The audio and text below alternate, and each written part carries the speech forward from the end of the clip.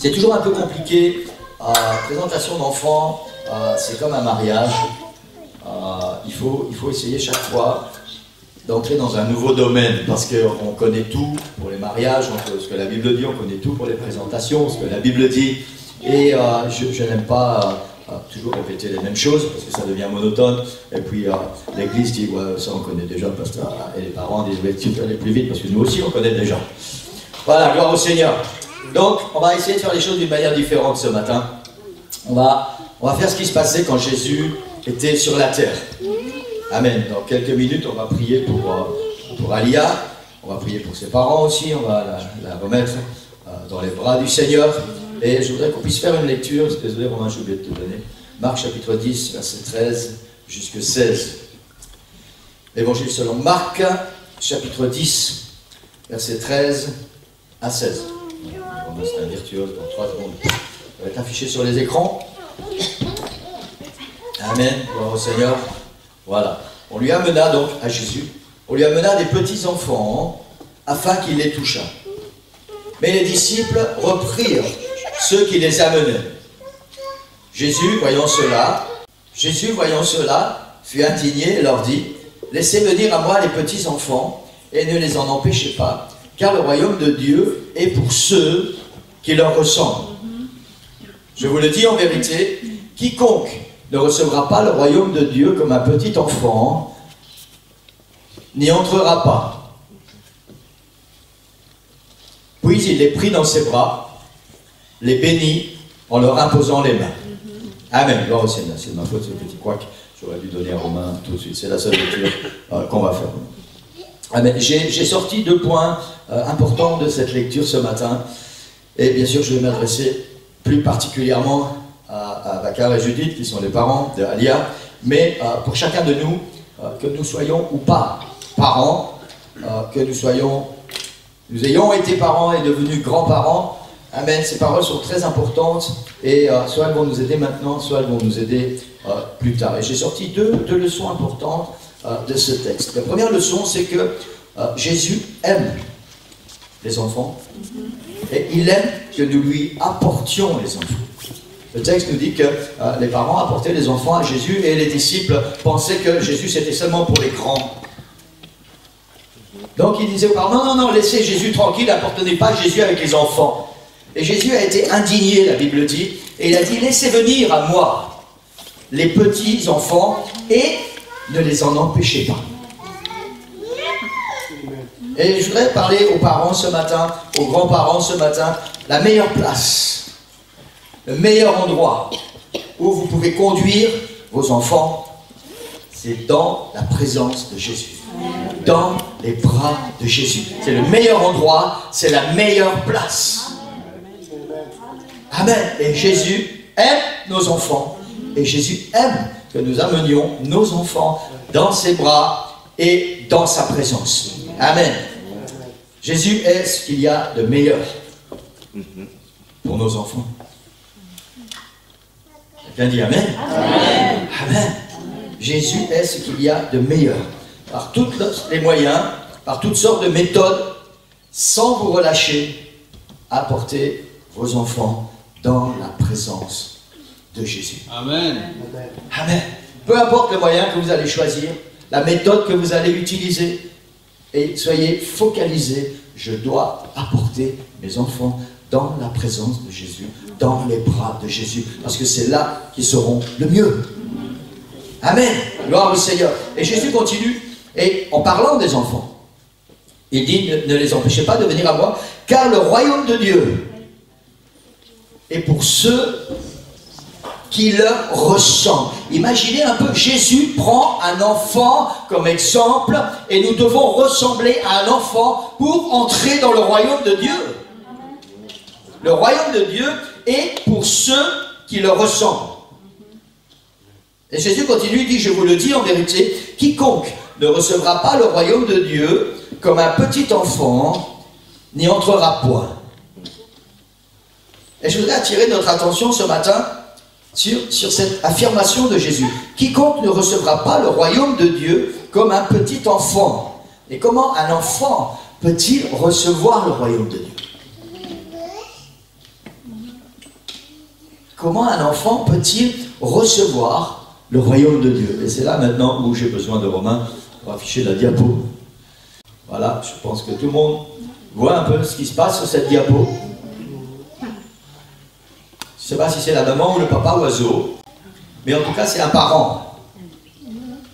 C'est un parent qui nourrit les enfants. Et quand je préparais cette présentation, cette image est venue dans mon esprit comme un flash. Comme un flash. Un oiseau qui nourrit ses petits. Comment un enfant peut-il recevoir le royaume de Dieu? Jésus ne dit pas, il faut que vous compreniez. Il faut que vous soyez aussi intelligent. Jésus dit, vous devez recevoir. Cette maman, elle ne va certainement pas donner à ses oisillons une nourriture qui va les faire mourir. Les animaux, bien souvent, sont plus intelligents que les humains. Un animal va donner à manger à son enfant, à ses oisillons, une nourriture qui va faire que ce bébé va grandir.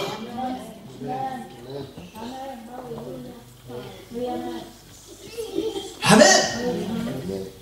Quiconque ne recevra pas le royaume de Dieu comme un petit enfant, n'y entrera point. Amen.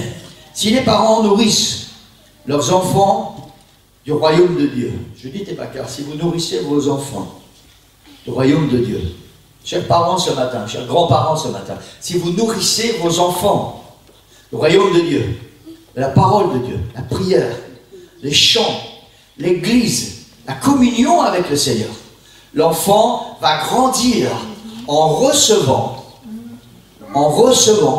cette nourriture spirituelle que vous allez lui donner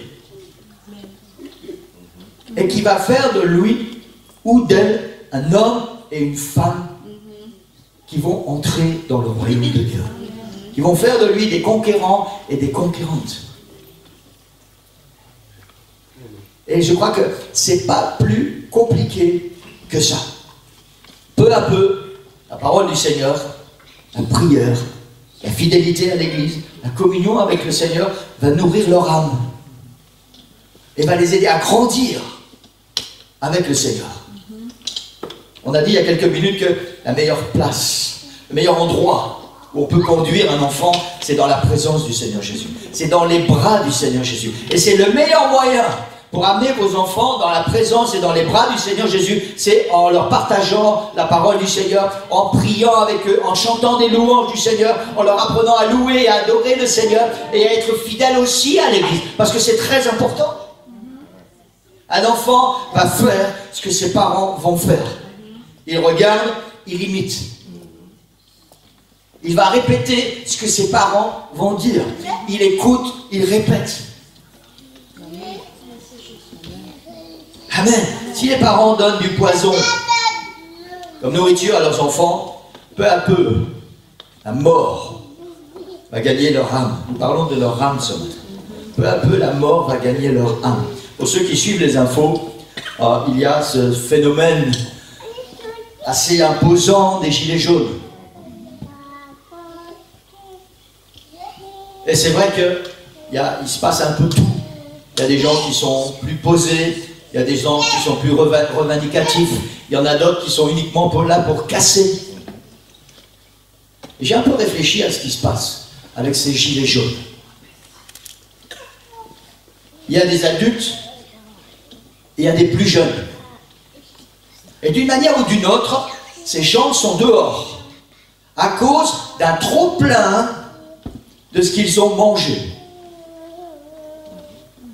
Ceux qui sont raisonnables sont dehors, ils manifestent à cause d'un trop-plein de promesses politiques qu'on n'a jamais pu tenir.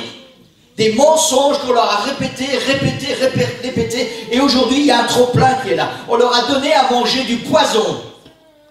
Et aujourd'hui ils se révoltent. Tous ces jeunes qui sont là uniquement pour casser, Ils ont dans leur cœur un esprit d'amertume, ils n'ont pas d'avenir, ils ne voient pas comment la vie peut leur apporter quelque chose. Il y a un trop-plein, là c'est un trop-plein de manque de bonne nourriture, que les parents n'ont pas donné à leurs enfants, qui sont devenus des jeunes, des adolescents, des jeunes adultes, et maintenant tout ce qu'ils ont dans leur cœur c'est un esprit de révolte.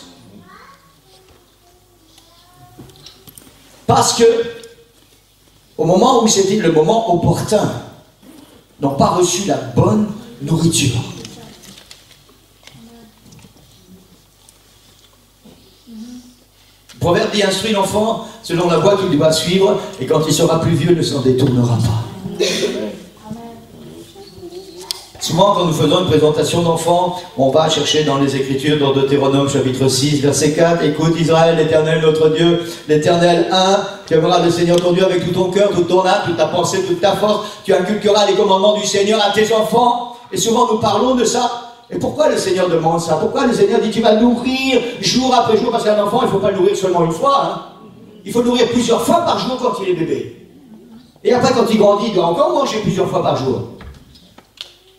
Et c'est pour ça que la Bible dit: tu les inculqueras à tes enfants. Jour après jour, tu dois apprendre à tes enfants à manger la bonne nourriture. Mais tu dois leur apporter pour cela une bonne nourriture. Amen. Certainement que, vous savez, cette image est très jolie. Mais je doute fort que vous, les parents, vous allez amener des petits verres à vos enfants pour manger. Ça, c'est la nourriture pour les oiseaux. Ce n'est pas la nourriture dont vos enfants ont besoin. Il faut trouver la nourriture adéquate, la bonne nourriture qui va les nourrir, qui va les aider à grandir avec le Seigneur. Il faut les apporter régulièrement dans la présence du Seigneur. Il faut être un exemple pour eux. Amen. Amen. La Bible dit: cherchez premièrement, et je vais terminer avec ça, premièrement le royaume et la justice de Dieu. Et tout le reste vous sera donné en plus. Ça veut dire que les choses de la vie sont importantes parce qu'elles sont là. Le travail est important parce que c'est là. La maison, c'est important. La voiture, c'est important. Les études, c'est important. Toutes les choses de la vie sont importantes. Mais la Bible dit: cherchez premièrement le royaume et la justice de Dieu, et tout le reste, Dieu va vous le donner. Et ça, c'est la meilleure nourriture que vous puissiez apporter à vos enfants. C'est important d'avoir un bon travail, c'est important d'avoir une belle voiture, c'est important d'avoir une maison où on peut dormir, où on est à l'abri, c'est important d'aller à l'école. Tout ça, c'est important. Et si vous cherchez premièrement, et si vous montrez à vos enfants que votre priorité, c'est chercher le royaume et la justice de Dieu, alors vos enfants vont désirer faire la même chose que vous. Et le Seigneur va vous donner tout le reste. En plus. En plus. Et c'est là où il faut mettre les priorités à la bonne place. Parfois, nous sommes tellement focalisés par ce qui est en plus, mais on a oublié le commencement. Cherchez premièrement le royaume et la justice du Seigneur. Cherchez premièrement à vous nourrir spirituellement convenablement, à nourrir vos enfants convenablement. Grandissez avec le Seigneur. Aidez vos enfants à grandir avec le Seigneur. Apportez-les dans les bras du Seigneur. Et le Seigneur va s'occuper du reste. Amen. Amen. Amen. Gloire au nom. J'ai l'impression de répéter à chaque fois la même chose, mais à chaque fois qu'on vient, je vois les nouveaux visages. Et des visages que je n'ai pas vus depuis très longtemps. Et ça nous fait très plaisir. Je ne vais pas prendre trop de votre temps aujourd'hui. Oh, il est tôt. Oh, bah si.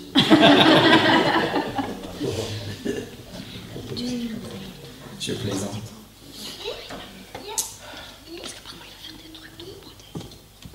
On va voir si la technologie va me suivre aujourd'hui.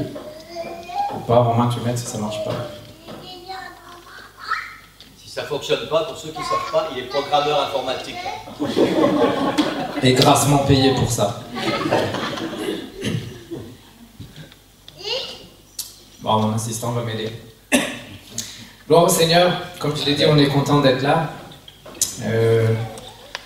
Le pasteur disait on n'est pas parti en Suède pour le plaisir, si. Bon, je rigole. On est parti parce qu'on a senti l'appel du Seigneur, et puis les sacrifices qu'on fait, Dieu les récompense. Donc on peut profiter des belles choses qui sont en Suède, en plus d'avoir la grâce de servir Dieu et de laisser Dieu nous utiliser dans ce qu'il veut faire en Suède. Cette année a été une année assez intéressante. Les 2 dernières années, pour ceux qui se souviennent, les dernières fois, on a traversé pas mal de choses difficiles. On a eu des situations assez compliquées. Et cette année, on a vu tout doucement que les choses commencent à reprendre. Le travail qui a été fait, tout ce qu'on a galéré depuis les 2 dernières années, que Dieu est en train de garder les portes ouvertes, Dieu est en train de renvoyer une âme à la fois, une personne à la fois. On baptise les personnes une à la fois, on voudrait bien baptiser plus, on voudrait voir plus de résultats, mais Dieu sait ce qu'il fait. Et on a souvent ce désir de dire, mais Seigneur, pourquoi tu n'envoies pas plein d'un coup? Mais la question, c'est pas de savoir si Dieu peut envoyer plein d'un coup, il peut. La question, c'est est-ce que moi j'ai la capacité de recevoir tout plein d'un coup? C'est ça, c'est là quelle est la clé. On était à un séminaire de prière il y a à peu près 2 mois. Et là, le couple qui enseignait le séminaire, la sœur avait reçu une sorte de prophétie pour ceux qui étaient là. C'était que pour la Scandinavie. Et elle avait reçu que Dieu était en train d'envoyer le réveil, mais comme un robinet qui goûte. Une goutte à la fois. Et il y a un grand réveil qui est là, mais c'est qu'une goutte à la fois, parce qu'en dessous, il y a juste un tout petit gobelet. Et il faut le temps que le gobelet, ça devienne un grand verre, que le grand verre devienne un grand bol, que le grand bol devienne une bassine, que la bassine devienne une baignoire, que la baignoire devienne un lac. Mais c'est une goutte à la fois. Et parfois, on a cette pensée, on dit, mais Seigneur, envoie. Mais est-ce que moi, je suis prêt à recevoir tout ça? Et un à la fois, c'est ça qui est important. C'est juste. En avoir 500 d'un coup, et puis d'en perdre 499, à quoi ça sert? Une personne à la fois. Amen. Juste pour faire un petit point de cette année qui s'est écoulée, comme je disais tantôt, on aurait voulu voir plus de résultats, mais Dieu travaille en profondeur, il fait un travail profond. Si vous voulez nous suivre, ceux qui ne nous suivent pas encore, il y a notre site internet, vous pouvez nous suivre sur Facebook et sur Twitter. La diapo suivante, s'il vous plaît, monsieur le technicien. Voilà, on a une belle photo. Certaines des personnes, on ne les a pas tous baptisées cette année. Donc tout à gauche, c'est moi, si vous m'avez reconnu. Tout à droite, c'est le pasteur Kelly, qui est pasteur à Falun, là où on habite. Les 2 petits bambins qui se cachent derrière les diplômes, c'est mes 2 enfants. Alissa, on l'a baptisé l'année dernière. Alan, on l'a baptisé au mois de février cette année. Donc ils ont reçu leur diplôme. Les 2 jeunes hommes qui sont sur la droite, on les a baptisés l'année dernière aussi. Plus 2 autres personnes. Et la personne du milieu, c'est le papa du jeune homme avec le t-shirt blanc, qu'on a baptisé il y a 2 mois, 3 mois, à la fin de l'été, quelque chose comme ça. Donc ce sont des réfugiés birmans avec lesquels on travaille beaucoup, qui habitent à peu près à une vingtaine de minutes de là où on est à l'église. On fait des études bibliques avec eux toutes les semaines. Et ce qui est génial, c'est que le jeune homme avec la chemise, c'est quelle couleur? Bordeaux, foncé là? À droite. Enfin, ouais, à droite. C'est lui qui fait presque tout le travail.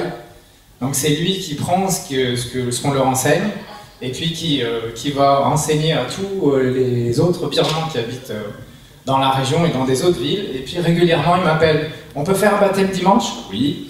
On peut faire un baptême dimanche? Oui. On peut faire un baptême dimanche? Oui. Et donc il est extraordinaire, il a un fardeau pour sa communauté. Il a 24 ans, il vient de se fiancer, et je suis convaincu que Dieu a de grandes choses pour lui. Il s'appelle Taït, vous pouvez prier pour lui. Taït. Il fait un travail extraordinaire, et pour moi c'est un plaisir, c'est un sacrifice de s'occuper d'eux, parce que c'est 1 heure de route de là où on habite. Mais quand on voit le résultat, quand on voit ce qui se passe, quand on voit comment ils grandissent, c'est un plaisir de travailler avec eux. Donc vous pouvez prier pour eux, garder cette communauté de Birmans dans vos prières. Et alors vous pouvez aussi prier pour le jeune homme à gauche qui s'appelle Craig, qui est associé en mission en Suède. Il était venu l'année dernière pour 3 mois.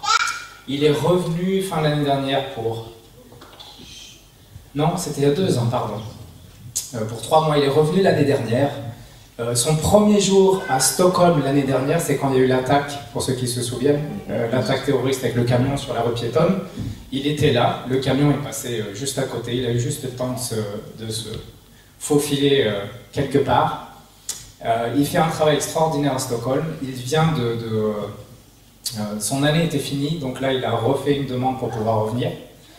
Donc il attend son visa, donc vous pouvez prier pour lui que ça aille vite.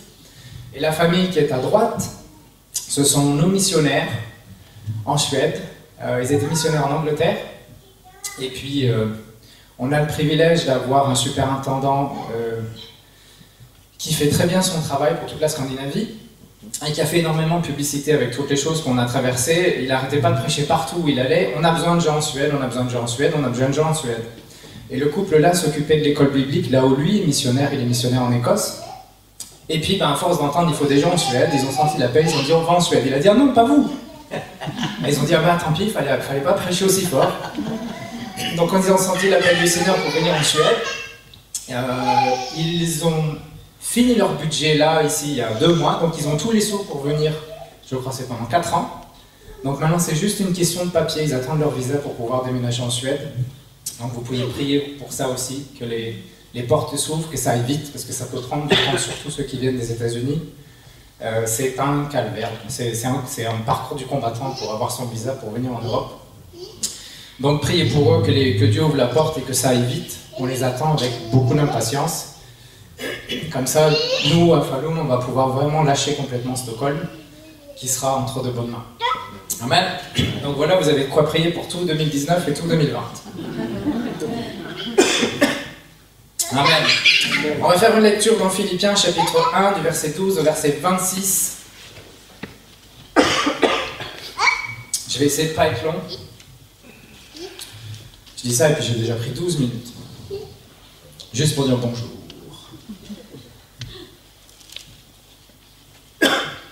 Philippiens chapitre 1, verset 12 au verset 26. C'est Paul qui parle et dit « Je veux que vous sachiez, frères, que ce qui m'est arrivé a plutôt contribué au progrès de l'Évangile. En effet, dans tout le prétoire et partout ailleurs, nul n'ignore que c'est pour Christ que je suis dans mes liens. » Pour ceux qui peuvent, vous pouvez vous lever. « Et la plupart des frères dans le Seigneur, encouragés par mes liens, ont plus d'assurance pour annoncer sans crainte la parole. Quelques-uns, il est vrai, prêchent Christ par envie et par esprit de dispute. Mais d'autres le prêchent avec des dispositions bienveillantes. Ceux-ci agissent par amour, sachant que je suis établi pour la défense de l'Évangile. Tandis que ceux-là, animés d'un esprit de dispute, annoncent Christ par des motifs qui ne sont pas purs et avec la pensée de me susciter quelques tribulations dans mes liens. Qu'importe! De toute manière, que ce soit pour l'apparence, que ce soit sincèrement, Christ n'est pas moins annoncé. Je m'en réjouis et je m'en réjouirai encore, car je sais que cela tournera à mon salut grâce à vos prières et à l'assistance de l'Esprit de Jésus-Christ. Selon ma ferme attente et mon espérance que je n'aurai honte de rien, mais que maintenant, comme toujours, Christ sera glorifié dans mon corps avec une pleine assurance, soit par ma vie, soit par ma mort. Car Christ est ma vie et la mort m'est un gain. Mais s'il est utile pour mon œuvre que je vive dans la chair, je ne saurais dire ce que je dois préférer. Je suis pressé des deux côtés. J'ai le désir de m'en aller et d'être avec Christ, ce qui de beaucoup est le meilleur, mais à cause de vous, il est plus nécessaire que je demeure dans la chair. Verset 25. Et je suis persuadé, je sais que je demeurerai et que je resterai avec vous tous pour votre avancement et pour votre joie dans la foi, afin que par mon retour auprès de vous, vous ayez en moi un abondant sujet de vous glorifier en Jésus-Christ. Le verset clé, c'est le verset 12, où Paul dit qu'il est dans les liens pour Christ. Et au verset 22, on pourrait paraphraser ou réinterpréter en disant « Qu'est-ce que je vais choisir ?»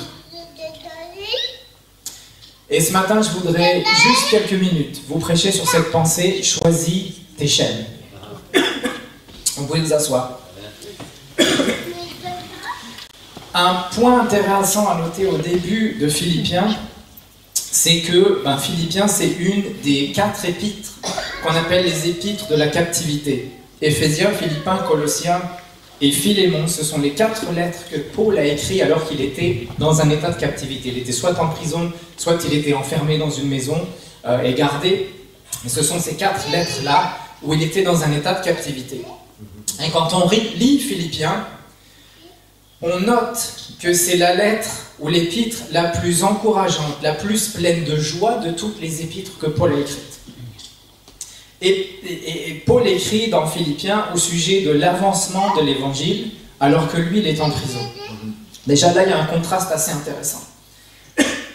Quand Paul écrit l'épître aux Philippiens, ça fait déjà beaucoup d'années, je pense 2 ou 3 décennies, depuis que Paul a été descendu sauvagement de son cheval sur le chemin de Damas alors qu'il allait arrêter les chrétiens. Et là où Dieu a réorienté son parcours, son chemin, là où Dieu a pris ou l'a privé temporairement de sa vue physique pour ouvrir sa vue spirituelle et pour le démarrer dans son ministère. Et ici, quand Paul écrit aux Philippiens, c'est déjà un homme plus âgé. Il a 20 ou 30 ans de plus. Il n'est plus très jeune. Il ne s'inquiète plus vraiment de ce que les gens disent de lui ou de ce que les gens pensent de lui. La seule chose qui l'intéresse, c'est son ministère. La seule chose qui l'intéresse, c'est son but. C'est ce pourquoi Dieu l'a appelé. Et c'est ça qui fait dire à Paul au verset 28, qu'importe. En anglais, c'est marqué, ça n'a aucune importance. Il est dans une place dans la vie, ou à un moment dans la vie, où il a compris que tout ce qui importe, c'est son but pour l'œuvre de Dieu. Pas ce que les gens disent à son sujet, pas ce que les gens pensent à son sujet, pas ceux qui essayent d'être en compétition avec lui, pas même les circonstances dans lesquelles il se trouve. En fait, si je ne me trompe pas, et le pasteur peut me corriger si je me trompe, la première fois que Paul est allé à Philippi, pour démarrer l'église là-bas, il a été mis en prison, et il a fait ce que chacun d'entre nous on aurait fait si on avait été jeté en prison. Au milieu de la nuit, la Bible dit que Paul, avec son copain Silas, il chantait les louanges du Seigneur. Alors je ne sais pas vous, mais moi si on me jette en prison à minuit, je ne suis pas sûr que je serais en train de chanter les louanges du Seigneur. Mais Paul et Silas, à minuit, ils chantaient les louanges du Seigneur au milieu de la prison. Maintenant, on se dit aujourd'hui, on essaie d'imaginer un peu nos prisons. Il y a le chauffage, on a chacun sa cellule, on a la télé, on peut aller faire des promenades, il y a des bibliothèques et on peut faire plein de choses. Mais de ce temps-là, c'était pas les mêmes prisons. C'était pas aussi confortable les prisons du temps de Paul. Il n'y avait pas de chauffage dans les prisons, il n'y avait pas chacun sa cellule dans les prisons, il n'y avait pas la télé dans les prisons. Les prisons, au temps de Paul, on les crevait dans des grottes. C'était noir, c'était sombre, c'était humide. On avait plein de petits camarades à quatre pattes qui passaient partout entre les jambes. On vous mettait les fers aux pieds et aux mains. Souvent, on vous mettait dans des positions inconfortables pour causer des crampes aux muscles et des douleurs. C'était une sorte de torture. Et Paul est là, avec son pote Silas, au milieu de la prison. Je ne sais pas dans quelle position, mais imaginez un peu tortillé et écartelé dans tous les sens, en train de chanter les louanges du Seigneur, au milieu de la nuit. Paul et Silas, ils avaient compris très tôt dans leur ministère que ce qui est important, c'est pas de laisser nos chaînes briser notre louange, mais c'est de laisser notre louange briser nos chaînes. Amen. Amen. Et le point important, ou le point très intéressant dans cette histoire, c'est pas seulement que les chaînes de Paul et Silas se sont brisées. Si vous lisez l'histoire, du fait que Paul et Silas ont chanté les louanges du Seigneur au milieu de la nuit, leurs chaînes se sont brisées. Mais si vous lisez l'histoire, vous verrez que tous ceux qui étaient dans la prison, leurs liens se sont brisés.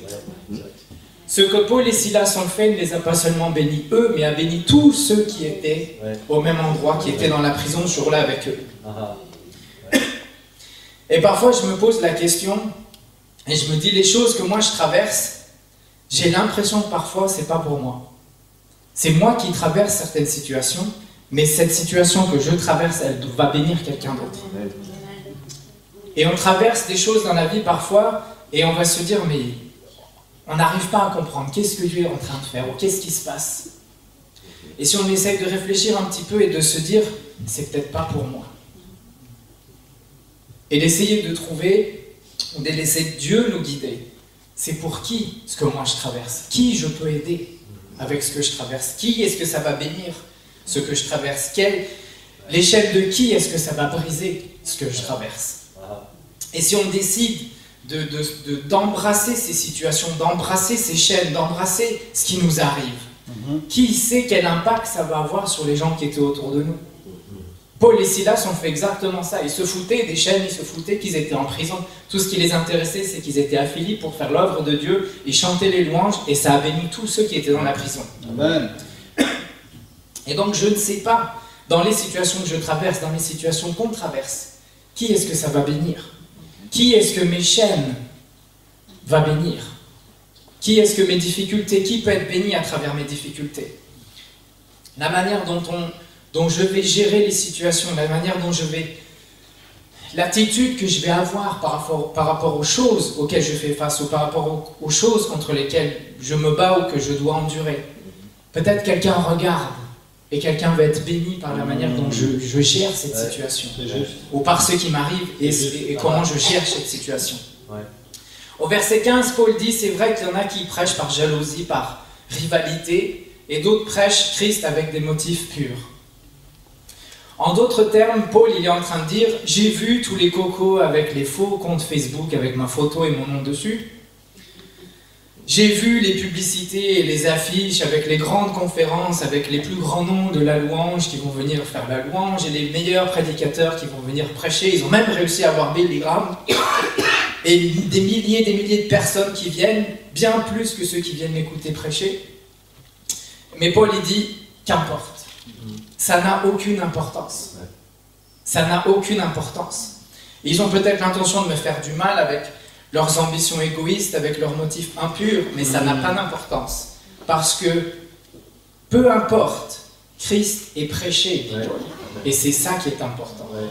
Paul avait compris que peu importe les motifs des autres personnes, peu importe mes motifs à moi, l'important c'est de suivre ce que Dieu nous demande de faire et de prêcher Christ. Peu importe si les autres le font par jalousie, par rivalité ou avec des motifs purs. Christ est prêché. Pour Paul, c'est ça qui était le plus important. Parce que les gens entendaient parler de l'évangile. Ceux qui le faisaient par jalousie, par rivalité, ils allaient avoir leur récompense. Mais ce qui était important pour Paul, c'est que Christ était prêché. Et parfois, je me dis, souvent, je réfléchis un petit peu et je me dis, mais combien d'énergie, combien de temps, combien de sommeil est-ce que j'ai gaspillé à m'inquiéter de choses, de situations, de problèmes qui se sont finalement terminés bien mieux que j'aurais pu l'imaginer, parce que Dieu a fait un chemin, parce que Dieu a fait un miracle, parce que Dieu a ouvert une porte, ou même pire, qui ne se sont jamais passés du tout. Ça vous est déjà arrivé de vous faire des films? Oh, et si ça, et si ceci, et si cela, et puis... Et on se fait des films parfois, même souvent, pour des choses qui n'arriveront jamais. Et on perd du temps, on perd de l'énergie, on gaspille du sommeil à se faire du souci pour des choses que Dieu a en contrôle. Et qu'on a juste à laisser Dieu nous guider et Dieu nous donner la force et Dieu nous aider. Et le laisser lui s'inquiéter au lieu de moi m'inquiéter et rester réveillé la moitié de la nuit. Combien de fois on laisse des petites choses insignifiantes. J'ai du mal avec mon français aujourd'hui. Voler notre joie, ruiner notre journée, nous mettre de mauvaise humeur à partir de la seconde où on a mis le pied par terre. Oh, aujourd'hui ça va être une journée comme ça. Alexis qui me réveille 1 minute 30 avant que ça soit le réveil qui me réveille. Il va me gâcher la journée.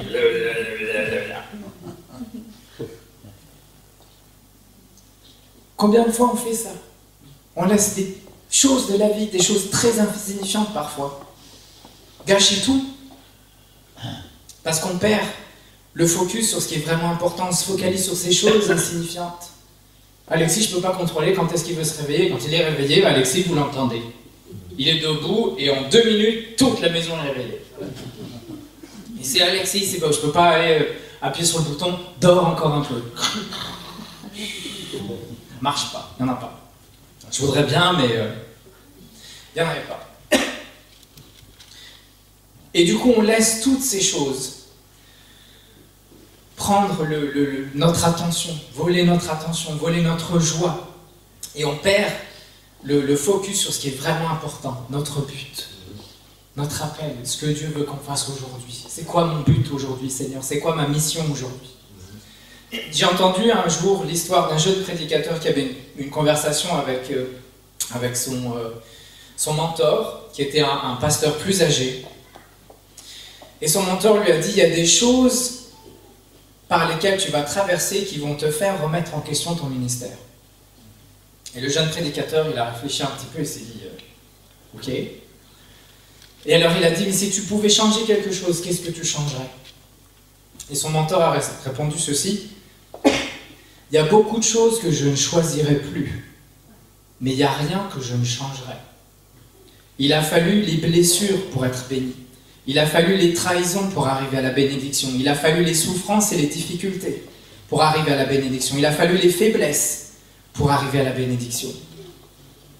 Il y a beaucoup de choses dans la vie qu'on ne choisirait pas. Personne ne choisit d'être malade. Personne ne choisit de perdre quelqu'un qu'il aime. Personne ne choisit de perdre son travail. Paul, il n'avait pas choisi d'être en état d'arrestation dans cette maison. Mais si on lit entre les lignes et qu'on paraphrase un petit peu ce qu'il dit dans le passage qu'on a lu ce matin, Paul il dit ceci: on dirait que je suis enchaîné à ces gardes, mais la réalité est que ce sont ces gardes qui sont enchaînés à moi. J'ai pas choisi ces chaînes, je n'ai pas choisi ces chaînes, dit Paul. Mais je vais me les accaparer. Yes. Je vais les embrasser pour poursuivre mon but. Je vais m'accaparer ces chaînes pour que quelqu'un soit délivré. Je vais m'accaparer ces chaînes pour que quelqu'un soit sauvé. C'est tout est une question de perspective. C'est de la manière dont on regarde les choses. Qu'est-ce qui est important et qu'est-ce qui ne l'est pas? Par exemple, si ce qui est important, c'est que les gens m'aiment, alors quand les gens m'aiment, je m'aime. Parce que j'ai enchaîné ma joie à ce que les autres pensent de moi. Mais si ce qui est important pour moi, c'est ce que Dieu m'aime, c'est ce que Dieu pense de moi, alors que les gens m'aiment ou ne m'aiment pas, je m'aime quand même. Amen. Parce que lui m'aime et j'ai enchaîné ma joie à son amour pour moi. On choisit ce qui est vraiment important pour nous. Ce qui est important pour moi n'est peut-être pas pour vous. Ce qui est important pour vous ne l'est pas pour moi. On choisit ce qui est important pour nous et ce à quoi on enchaîne notre joie. Ce à quoi on enchaîne notre joie. Est-ce que ça va être mon travail? Est-ce que ça va être comment mon épouse ou mes amis me traitent? Est-ce que ça va être si mes enfants réussissent à l'école? Est-ce que ça va être mon appel ou mon but, ma mission dans le royaume de Dieu?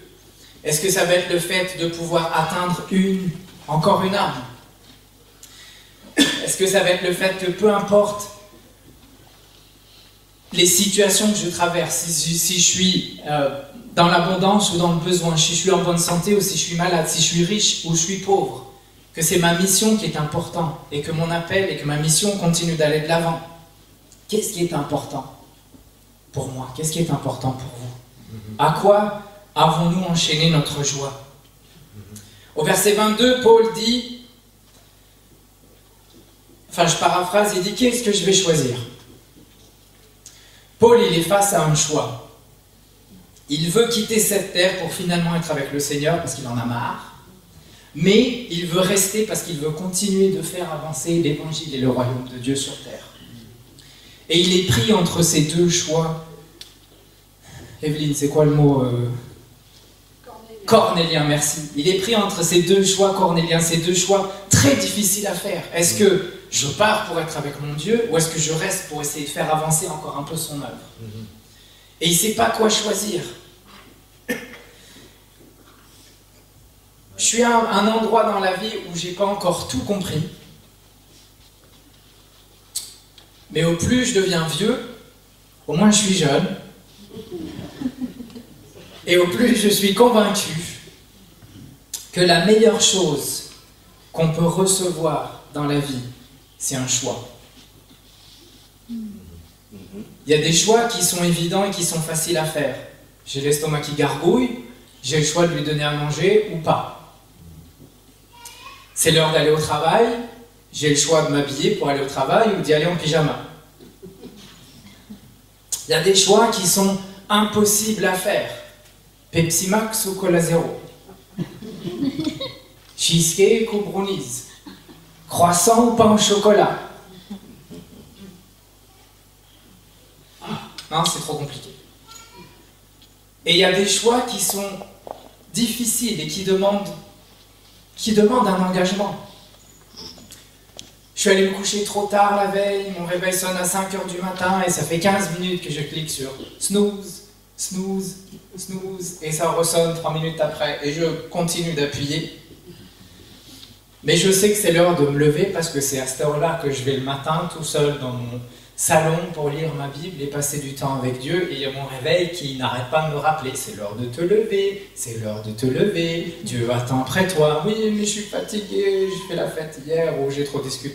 Non, c'est ma femme qui a trop discuté avec moi hier, et moi je voulais aller me coucher, et maintenant je suis fatigué, et si je dors pas encore un peu, je sais pas comment je vais passer à travers cette journée, je vais jamais arriver au travail, mais Dieu il attend après moi pour ma petite discussion du matin, et je continue d'appuyer sur le bouton. J'ai un choix à faire. J'ai un choix à faire. Non, c'est pas celui-là. Tiens, Papilou, tu vas m'aider?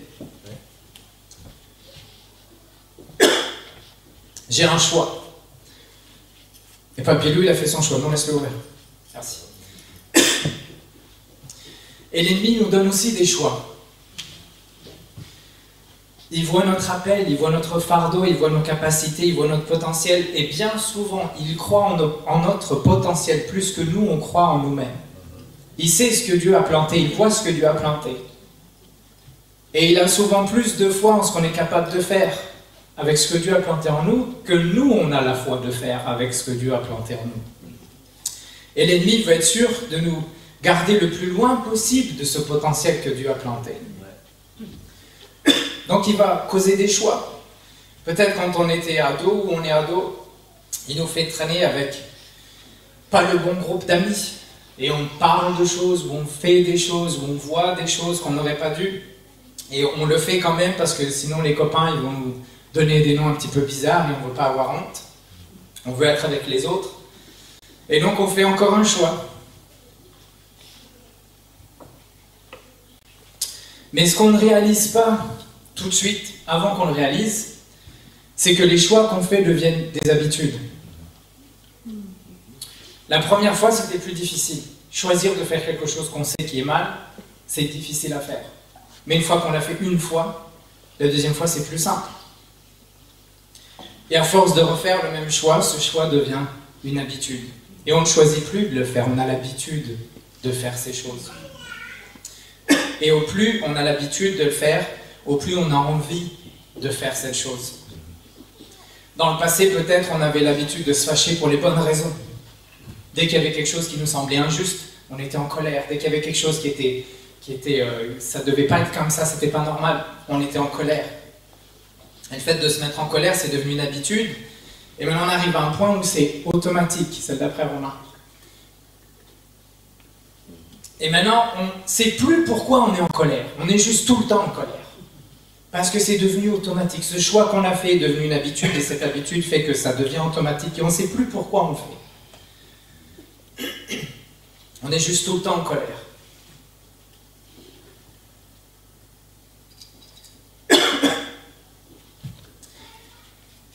Et ce qu'on n'a pas réalisé... Non, le premier exercice, j'ai oublié. Ce qu'on ne réalise pas toujours, c'est que le premier choix, c'est là où le premier choix va nous conduire. Et maintenant, où c'est devenu automatique, on a l'impression que c'est trop tard. On fait les choses sans même y penser, sans réfléchir.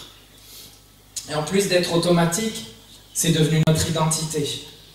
Je suis un enfant de Dieu, mais je suis esclave de la peur. Je suis un enfant de Dieu, mais je suis esclave de l'amertume. Je suis un enfant de Dieu, mais je suis esclave de la colère. Je suis un enfant de Dieu, mais je suis esclave du péché. C'est devenu qui je suis. Et tous ces choix deviennent automatiques. On ne veut pas les faire, mais ça sort automatiquement. C'est devenu naturel. Ça sort naturellement. Parce que c'est devenu notre identité. La prochaine, Romain. Et avant qu'on le réalise, ce qui hier était simplement un choix, qui est devenu une habitude, qui est devenu automatique, qui est devenu notre identité et qui est devenu naturel, à la fin on est enchaîné par ces choix qu'on a faits. On est enchaîné.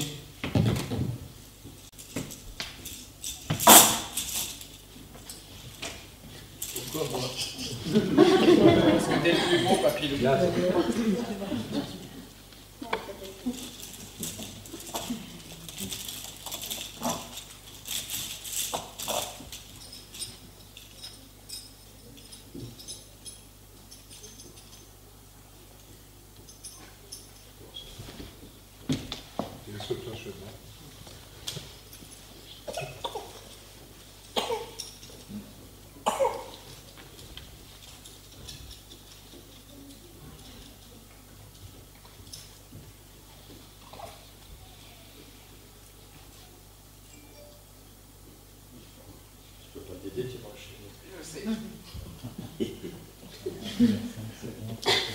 Oh, les chaînes belges, hein, c'est de mauvaise qualité.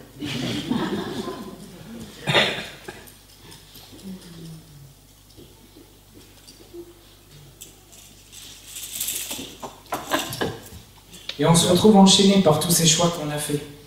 Dieu, il a mis un potentiel à l'intérieur. Mais parce qu'on a fait des mauvais choix, on se retrouve enchaîné. Et on veut avancer dans notre but. On veut poursuivre ce que Dieu nous demande de faire. Vas-y, essaie de te sauver, Papillon. Mais ces chaînes, elles nous retiennent. Elles nous empêchent de faire ce qu'on sait que Dieu veut qu'on fasse. Parce que ces chaînes continuent de nous tirer à chaque fois qu'on essaye d'aller là où Dieu veut qu'on aille. Pas maintenant. Et on essaye, pas aujourd'hui. Et tout a commencé avec simplement un mauvais choix. Un mauvais choix. Et on se retrouve enchaîné. On va le libérer un peu, Papillon. Non, pas ça.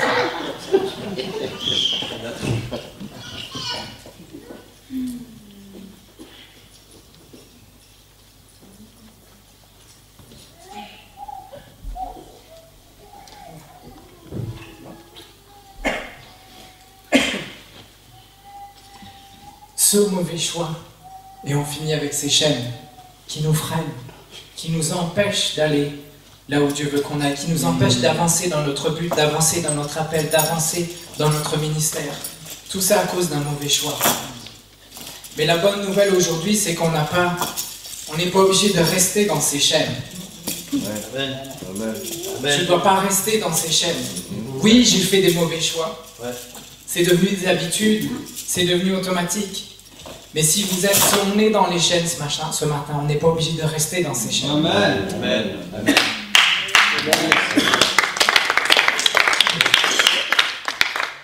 Jean 8,36, si on peut se lever ensemble ce matin. Jean 8,36 nous dit « Celui que le Fils a libéré est réellement libre. » Amen. Il y a un nom qui est au-dessus de tout nom, qui a la puissance de briser toutes les chaînes dans notre vie. Il n'y a aucune chaîne qui est trop grande, trop lourde, trop épaisse, trop grosse, trop solide, que Jésus ne puisse pas briser. Il n'y a aucune chaîne que Jésus ne puisse pas briser. Et il est au milieu de nous ce matin. Il a pris toutes les chaînes quand il est monté sur la croix du Calvaire. Et il est là aujourd'hui pour briser nos chaînes. Je ne sais pas quelles sont vos chaînes ce matin.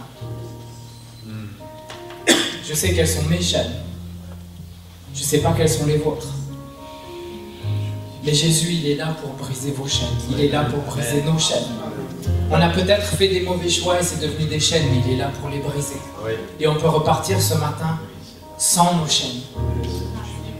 Juste en faisant un bon choix.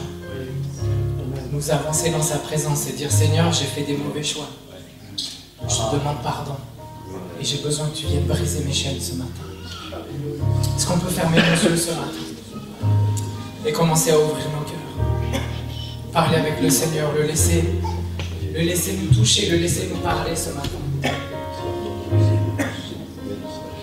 Et si vous voulez partir différent, si vous voulez qu'il brise vos chaînes ce matin, alors venons, avançons-nous à l'autel et entrons dans sa présence.